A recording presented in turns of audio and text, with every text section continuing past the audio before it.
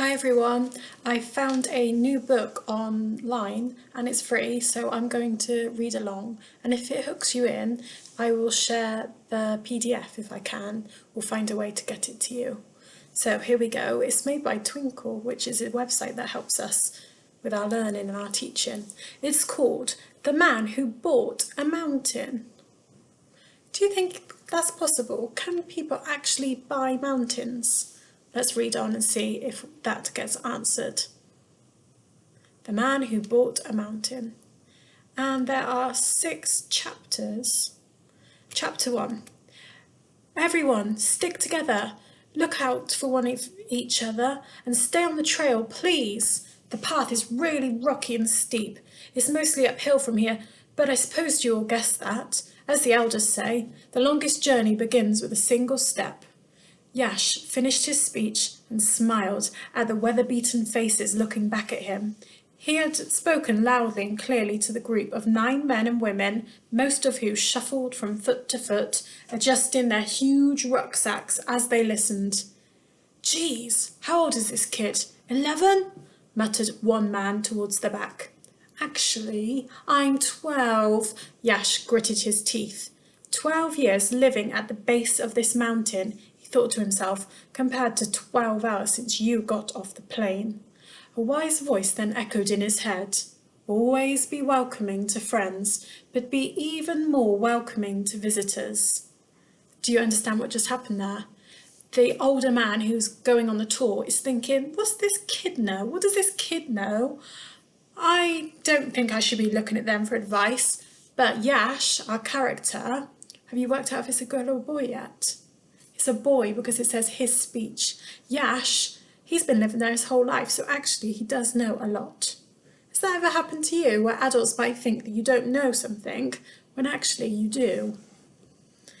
He forced another smile and then fastened his rarely brushed down hair into a messy knot with a plain elastic band which he took off his wrist. Right, follow me. It's a few hours to the base camp, and the Jaguada Mountain is home to thousands of different species of animals and plants. Yash began his ritual of information and storytelling as he led the trek. That's telling me that he's done it before. Ritual, something that you do a lot. We have ritual practices in religion. Maybe it's your ritual to always brush your teeth before you go to bed, I hope. So that's a little clue.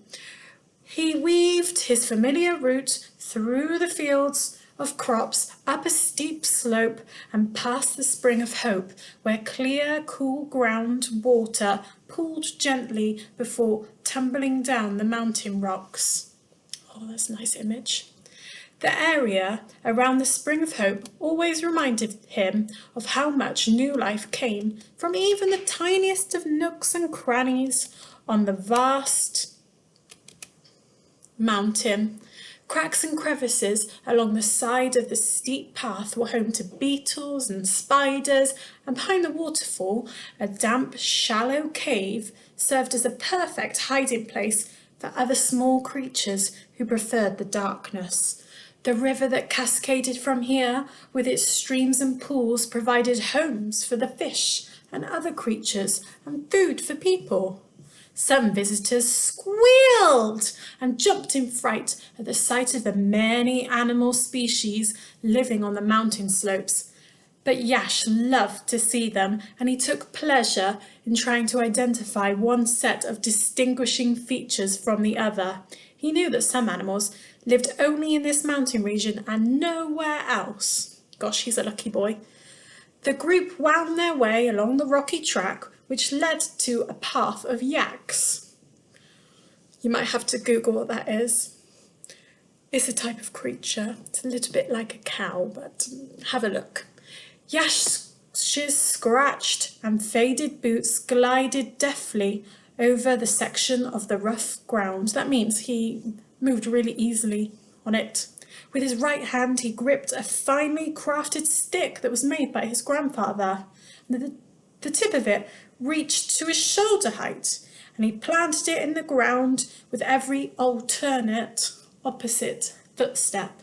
Yash knew this, and every path up the mountain like the back of his hand. He just knows it so well. It's a common saying we have here. And he adored every inch of the familiar landscape. Wow, our story's going really well at the moment. Oh, I wonder what's going to happen, because we know when we write stories, sometimes there's a problem, isn't there? I wonder what that could be. Behind him trudged the group. Oh, we had that in one of our stories we read this year. It was in Lion, the Witch and the Wardrobe. It's in one of the first chapters. It's how they walked. Ah, we had trooped, similar.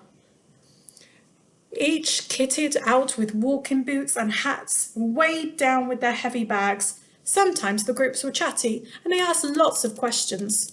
Sometimes they marched silently as though they'd been sent there for a punishment. Thankfully, this lot seemed like a fairly interesting bunch. Several hours and 2 short stops later, he had delivered most of his repertoire. He said most of his speech now. Some people believe that the mountains were created by the gods. They point to the skies, see? Yash extended his arm towards the nearby peaks that were visible around them as they climbed. Lots of people believe that they are sacred and a way for us to get closer to the gods.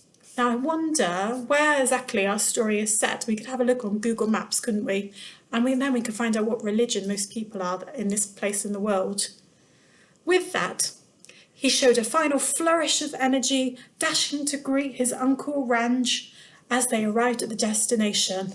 At eye level, the sight was a little more than a colourful array of dome-shaped tents pitched on some flat, rocky ground.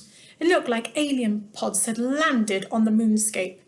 Above was the most breathtaking view, the one which always drew gasps from the visitors when they first rounded the corner when they approached the base camp. All around, jagged mountain peaks pointed skywards, stretching their cold fingers towards the clouds. That's a metaphor, isn't it? That's personification, because they can't really do that. Straight ahead, the highest tip of the Jaguada, we'll have to look at how to say that properly, rose above them all. They're all yours, Yash said to his uncle. A good group? He asked, out of earshot. They're sussing out what the group's like, because they're obviously the leaders. Pretty good, uncle, Yash replied. Not too fit, but I've seen worse. They shared a laugh between them before the first group caught up and was slowly followed by the rest, who were sweating and breathing heavily.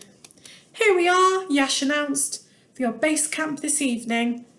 Here's my Uncle Ranj. He will lead you on the next part of your trek up in the first thing this morning. Have a safe trip, and I'll see you again in a couple of days.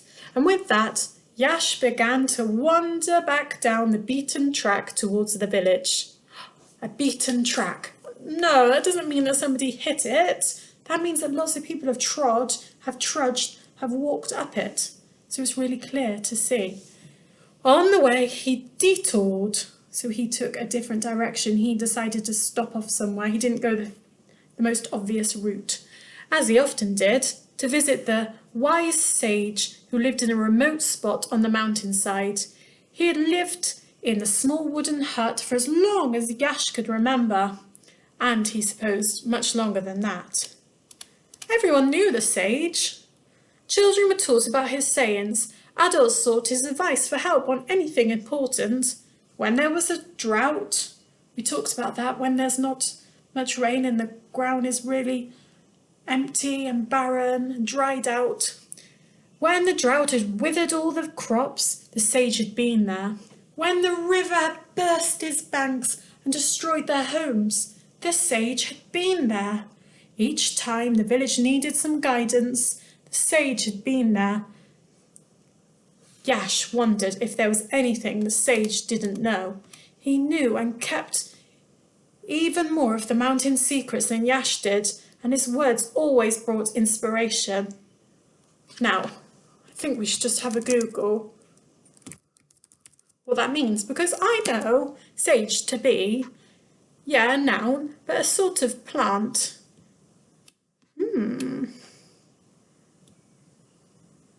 But the second definition is a profoundly wise man. Wow. So commonly it's used in the kitchens, an aromatic plant with greyish-green leaves used as a herb in cooking. In this area it's known as a wise man. And shall we see if this is a real mountain? I think I'm going to have to do a little bit more searching and let you guys know. Well, I hope you enjoyed that. I hope you're hooked in. I am quite a lot. I think Ash is quite a nice character, and they're a little bit funny too. And I love the setting the story's in. And I'm wondering, like, what on earth could happen? I've just thought back to our title, The Man Who Bought a Mountain. Maybe that's what the problem's going to be. Because I'm thinking back to our creation lessons, and we were talking about being stewards of creation. God has made this for us. We are stewards, we've got to look after it, but can you really own these things that God's made for us? Maybe that's something you could have a think about.